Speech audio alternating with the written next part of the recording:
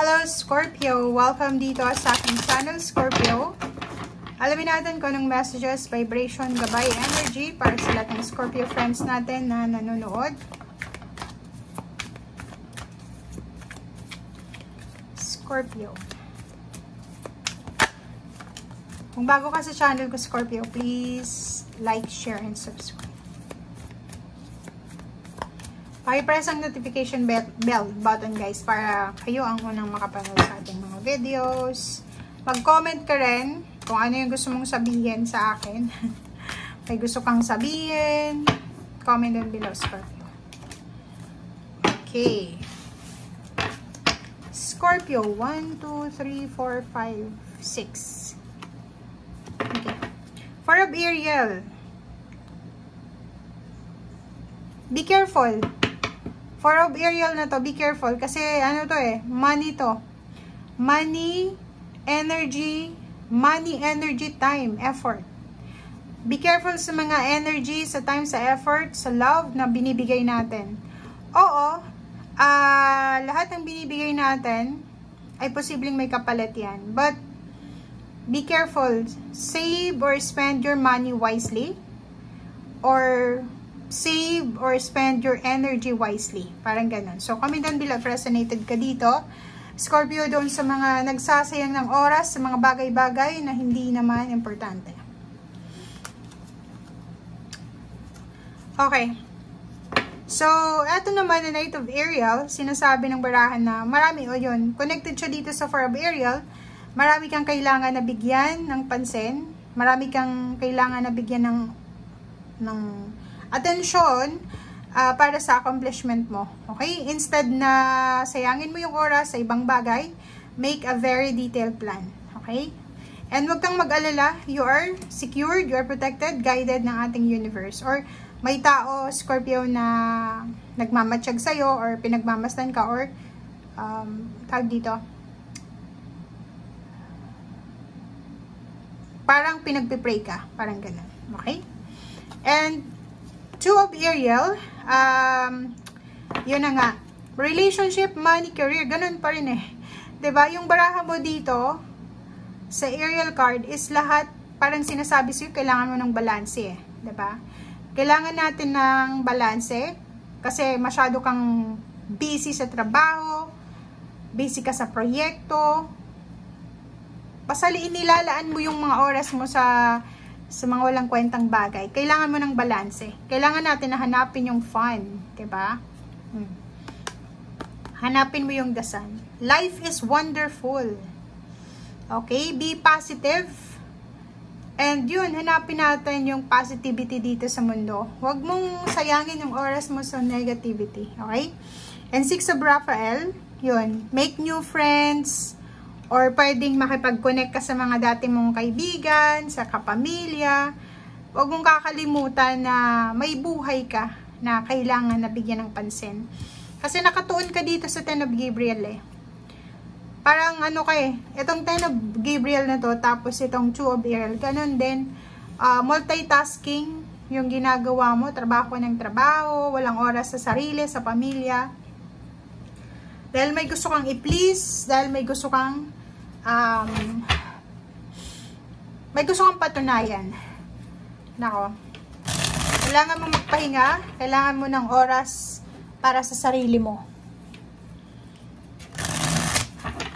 Masyado kang workaholic, masyado kang naka-focus ka sa pag-iipon ng pera. Parang ganun. Okay. Knight of Pentacles. Sinasabi ng baraha dito na posibleng may paparating na pera sa'yo sa 15 days na to. It's either from partnership or posibleng from business. Okay? So, nakikita natin dito, Scorpio, na posibleng ikaw ay naghahanap ng ibang pwedeng pagtrabahuhan. So, searching for a job ka ba? Mag-comment ka nga sa comment section. If naghahanap ka ng trabaho, posibleng ini-expect mo na mag-offer sa'yo ng mas mataas na sweldo kaysa sa dati mong trabaho. Kasi atong 8 of Swords na to is parang stagnant yung situation mo eh. Kaya kailangan mong magkaroon ng double time, ng part-time, parang ganun. Kasi masyado kang nakukulangan sa income, parang ganun. And dito naman, isang message or balita ang posibleng matanggap mo galing sa iyong karelasyon. If ever in a relationship ka, or if ever may asawa ka or may karelasyon. Comment down below. Okay, so merong isang magandang balita ang pwedeng matanggap mo. Pwedeng regarding ito sa asawa mo, sa girlfriend, boyfriend, sa anak, kung may anak ka na, or sa parents, or sa siblings. Wow. Diba? So masaya itong blessings na to, or itong balitang ito. Hindi lang relationship, kundi ito yung pwedeng magdala sa'yo ng yung aapaw yung cups mo, yung emotion mo. So, nakikita natin dito yung stability sa usaping emosyon. Yung balitang ito is pwedeng makaalis din ng mga sama ng loob mo. Pwedeng may mabalitaan ka na hindi maganda sa mga kaaway mo. Syempre, pampalubag loob yun sa sarili mo. Since human being ka lang, pwedeng maging masaya ka. Kasi feeling mo, kinarma na sila. Okay, the Magician, sinasabi ng Brasio dito na wag mong mamalitin yung sarili mo. Lalo na sa buwan ng Marso or sa buong taon ng 2024. Kasi marami kang pwedeng magawa.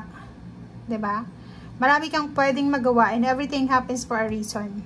Kung nasaan ka mang estado ngayon, nasang level ka man ng buhay mo, may rason ng lahat. And wag mong i-insultuhin yung sarili mo, yung parang nagsiself-pity ka. Kasi insulto yun sa sarili mo eh. Alam mo na marami kang talent, marami kang strength, maraming God-given gift na meron ka, na wala yung ibang tao. So, hindi ka dapat nagtatampo sa grasya or sa Panginoon, sa blessings. Tingnan mo, huwag kang matakot. Huwag kang matakot, Scorpio. Kasi, iikot yung Wheel of Fortune eh. Papabor yan sa'yo. Siguro sa ngayon, hindi pa siya pabor. Pero, tingnan mo.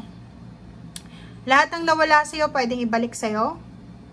Lahat ng mga pangarap mo dati, posibleng maibigay sa'yo. Magkakaroon ka ng peace of mind, magkakaroon ka ng harmony, balance, and prosperity, parang ganun. So, wag kang masyadong mag-alala, okay? Sa ngayon, dahan-dahan lang tayo sa ating mga actions.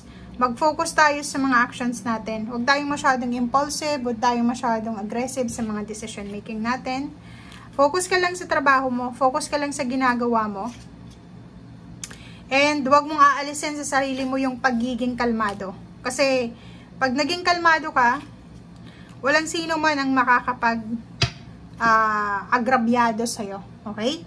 And yung motivation mo, yung drive, yung meron ka sa sarili mo ngayon, panghawakan mo yan. Kasi yan yung magdadala sa'yo. Nandito yung 7 of Wands, panghawakan mo siya. Kasi yan yung magdadala sa'yo ng success dito sa mundong ibabaw. Okay? Walang sino man eh. Kahit sabihin natin na makapag-asawa ka pa ng milyonaryo, mayaman, or kano pa man, wala eh. Ikaw yung magpapayaman sa sarili mo. Sarili mong kamay. Ikaw mismo ikaw yung hihila ng swerte mo sa buhay mo. Okay? Thank you guys. Bye!